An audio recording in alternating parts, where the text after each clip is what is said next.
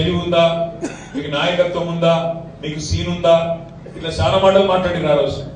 అందుకే ఆ రోజు కసి మీద పనిచేసాం. ఒక 10 ఏళ్ల పాటు ఒక కసితోని పట్టుదలతోని మనను నవ్వేటోళ్ళ ముంగడ జారిపడొద్దు, మీకు నాయకత్వ లక్షణాలు ఉన్నాయా అంటున్న వాళ్లకు తెలంగాణను నెంబర్ 1 రాష్ట్రంగా చేసి పెట్టాలనే ఒక కమిట్మెంట్ తోని సొంత పని చేసుకుంటే, సొంత ఇల్లు కట్టుకుంటే ఎంతైతే ప్రేమతో చేస్తామో గత 10 ఏళ్ళు అట్లా కమిట్మెంట్ తో పనిచేసినాం. కాబట్టి ఇవాళ తెలంగాణ భారతదేశంలో ఎన్నో రంగాలలో నెంబర్ 1 గా ఉన్నది అనే మాట కూడా నేను ఈ సందర్భంగా మీకు విజ్ఞప్తి చేస్తా ఉన్నాను. సరే, ఆ కమిట్మెంట్ లో రాష్ట్రం కోసం పనిచేసుకుంటూ పోయే క్రమంలో ఒక మాట అనుకున్నాం. ఏమనుకున్నాం? కింద వార్డు మెంబర్ నుంచి మొదలు పెడితే పైన పార్లమెంట్ మెంబర్ దాకా అందరూ మనోళ్ళే ఉన్నారు కదా. వార్డు మెంబర్లలో 90% మనోళ్ళే, సర్పంచ్లలో 80% మనోళ్ళే, అదే విధంగా ఎంపీటీసీలు మనోళ్ళే, జెడ్పీటీసీలు మనోళ్ళే, ఎంపీపీలు మనోళ్ళే, ఎమ్మెల్యేలు మనోళ్ళే, ఎమ్మెల్సీలు మనోళ్ళే, ఎంపీలు మనోళ్ళే, ప్రభుత్వమే మనది, మున్సిపాలిటీలు, జెడ్పీటీసీలు మొత్తం మనోళ్ళే ఉంటారు కదా. కాబట్టి కిందికెళ్ళి మీ దాకా మనమే ఉన్నాం. మరి మన నాయకులు మాట్లాడితే, మన మంత్రులు మాట్లాడితే, మన ఎమ్మెల్యేలు మాట్లాడితే, మన గౌరవ ప్రజాప్రతినిధులు మాట్లాడితే పార్టీ మాట్లాడినట్టు కాదా, ఇది పార్టీ గొంతు కాదా, పార్టీ మంచిగానే ఉంది కదా అనుకొని ఒక వేగంగా పనిచేసుకుంటూ పోయే క్రమంలో ముంగట పోయినాం. కానీ ఒక చిన్న పాయింట్ మిస్ అయిన మనం వాస్తవమే. ఒకవైపు పార్టీలో కొంతమంది పదవుల్లో లేని నాయకులు, ఉద్యమంలో మొదటి నుంచి ఉన్న నాయకులు ఉన్నారు, మధ్యలో వచ్చిన వాళ్ళు ఉన్నారు, ప్రభుత్వంలోకి వచ్చిన తర్వాత వచ్చిన వాళ్ళు ఉన్నారు, రకరకాల సందర్భాల్లో వచ్చిన వాళ్ళు ఉన్నారు.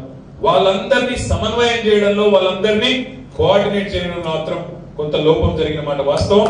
తప్పకుండా బలంగా ఆ లోటును పూడ్చుకునే ప్రయత్నం బలంగా భవిష్యత్తులో చేసే బాధ్యత నేను తీసుకుంటా అని చెప్పి కూడా మీ అందరికీ సందర్భంగా హృదయపూర్వకంగా విజ్ఞప్తి చేస్తా ఉన్నాను.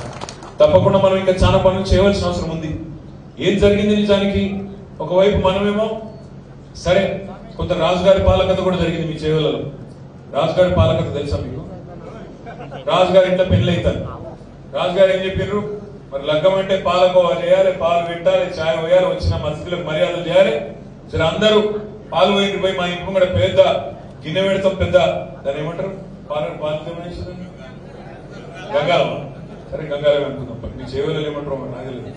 గంగాలం ఒకటి పెట్టి గంగాలంలో పాలు పోయి ఏం చెప్పిందంట రాజుగారు. అందరు ఏమనుకున్నారు? మా అవినాష్ రెడ్డి ఏమనుకున్నాడు అంటే కార్తీక్ అన్న చేస్తారని అవినాష్ అనుకున్నాడు. అనుకుని ఆయన పోయి నేను ఒక్కరిని పోయకపోతే ఏమవుతుందని నీళ్ళు పోసిండు. కార్తీక్ ఏం చేసిండు? మా అవినాష్ గారు పోస్తాడులే అని కార్తీక్ కూడా నీళ్ళే పోసిండు. మహేందర్ అన్న ఏం చేసిండు? ఇద్దరు పొడగాలు చేస్తారులే అని మహేందర్ అన్న పోయి ఆయన నీళ్ళు పోసిండు. ఆఖరికి స్వప్న ఏం చేసింది? మా అన్నలు అందరు ఉన్నారు, వాళ్ళు చేస్తారులే అని ఆయన కూడా నీళ్ళే పోసింది. మొత్తం ఆఖరికి చూస్తే నీళ్ళే ఉన్నాయి, పాలు లేవు. నువ్వు చేస్తావా, నేను చేస్తావా, నువ్వు ఎంపీటీసీ చేస్తారని సర్పంచ్ చేస్తారని ఎంపీటీసీ, ఇద్దరు పదవులు వాళ్ళు తీసుకుంటారు, నాకేమిటి దాని ఆయన గ్రామ శాఖ అధ్యక్షుడు ఎవరది, వాళ్ళు కొద్దిగా నిర్లిప్తత. ఇంకోటి రంజిత్ అన్న చెప్పినట్టు ఎట్లా గెలిచేది ఉంది కదా, మనకేమైతుంది? గెలిచిపోయినాం. ఒక్కొక్కడ పోతే గమ్మదనిపిస్తుండే. 1,00,000 మెజారిటీ అంటారు. అరే 1,00,000 కాదు అయ్యా, గెలవాలంటే 1,00,000 తగ్గుడే లేదు.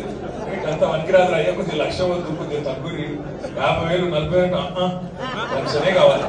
అట్లా ఓవర్ కాన్ఫిడెన్స్ పోయి కొంత దెబ్బ పడ్డది. కానీ ఏమో అయిపోయింది, మనం పీరిపోయి ఇట్లా దుప్పట్లు కప్పుకొని ఎక్కడో అక్కడ వండుకునేంత భయంకరమైన ఓటమి జరగలే మనకు. ఏం జరిగింది? 119 సీట్లలో ఇవాళ 3వ వంతు ప్రజలు మనకిచ్చిండ్రు. 39 సీట్లు మనకిచ్చి బలమైన ప్రతిపక్షంగా పనిచేయండి అని చెప్పి ప్రజలు మనకు కూడా ఆదేశం ఇచ్చింది. 39 సీట్లేమో గెలిచినాం, ఇంకో 14 సీట్లేమో దగ్గరకు వచ్చిపోయినాం. 1000 ఓట్లతో 2 సీట్లు పోయినాయి. జుక్కలు, అదేవిధంగా దేవరకద్ర 3,000 ఓట్లతో 3 సీట్లు పోయినాయి. ఇక అట్లా చెప్పుకుంటూ పోతే మొత్తం 14 సీట్లు దగ్గరకు వచ్చి 4-5 వేలలో పోయినాయి. ఎందుకు చెప్తున్నట్టు ఆ 14 సగం మనకు వచ్చిన ఇలా పరిస్థితి వేరే ఉంటుంటే నాకంటే బాగా మీకే తెలుసు. అయితే మీకు తెలుసు, నాకు తెలుసు, అని తెలుసు, బయట చెప్పడానికి రాదు.